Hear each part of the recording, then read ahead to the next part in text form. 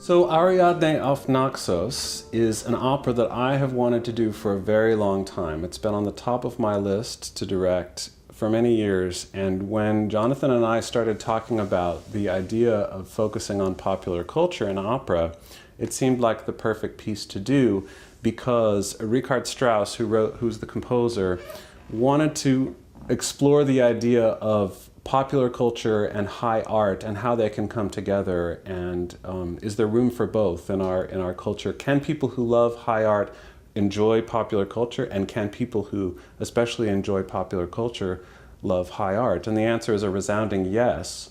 The piece takes place in the theater or home of a very wealthy man who has hired a composer to create a beautiful piece of art to present to his guests after they have dinner. And so he's written an opera on the legend of Ariadne of Naxos, Greek tragedy. And but what the people that are coming to do this opera about Ariadne don't realize is that the man has also hired a group of commedia players to do an entertainment. Since I'm going to be directing the piece in modern dress, I'm sort of thinking of them as like a fun nightclub act. And so they come and they basically are going to perform after this performance of this opera.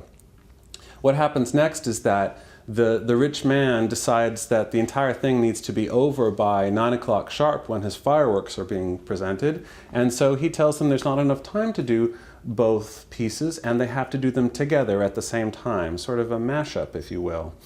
So panic ensues, but what's interesting is how these artists come together to put a piece together and how they begin to recognize each other's artistry, and it's really quite a beautiful piece by the end.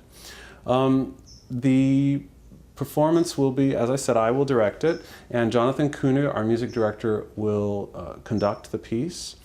We have some very wonderful singers in these roles. First and foremost is Marie Paulette, who is singing the role of Ariadne. Marie has a fantastic career at the Metropolitan Opera, San Francisco Opera, especially Seattle Opera. And she was in our Legend of the Ring a few years ago, singing many roles. She's also, as many of you know, my wife, and we love to work together, and I'm very excited to present Marie in this role. She's wanted to do it for a long time. The role of the composer, who is a pants role normally, but I think we're going to do it not as a pants role, is Buffy Baggett, who performed with us last year in the Carmen Fixation, one of our favorite singers. We also have Philip Skinner, who's a good friend, and many of the San Francisco Opera audiences know him well. He's performed there for many years, and he's going to be the music master. As Zerbinetta, who is the lead commedia singer, we have a new singer, Emma McNary, recently graduated from the San Francisco Conservatory, and a really fantastic coloratura soprano. I'm very excited that she'll be performing in the opera. The role of Bacchus, Heldentenor role, is performed by Dennis Peterson. I'm extremely excited that Dennis is coming to do his first Bacchus. Dennis is well known as a character tenor. He's performed for years at the Met and Chicago, San Francisco Opera, many, many years, and Seattle especially. I've worked with him. Dennis has been moving into the Heldentenor rep, and when he and I talked about it, I was very excited about that, because anyone who saw him perform the role of Mima in Siegfried a few years ago in Seattle really could tell that this is a voice of absolute beauty and power, and the Heldentenor rep makes perfect sense to me. So I'm really happy that Dennis is going to do this for us.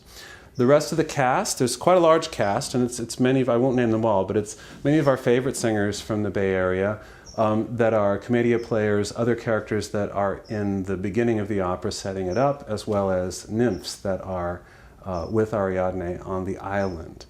The first performance is October 30th, and then we also have the following weekend, Friday and Sunday, I believe the 4th and the 6th.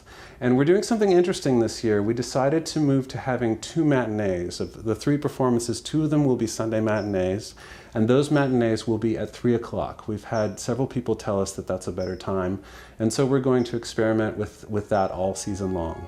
So I do hope you'll join us for Ariadne auf Naxos, and see you at the opera.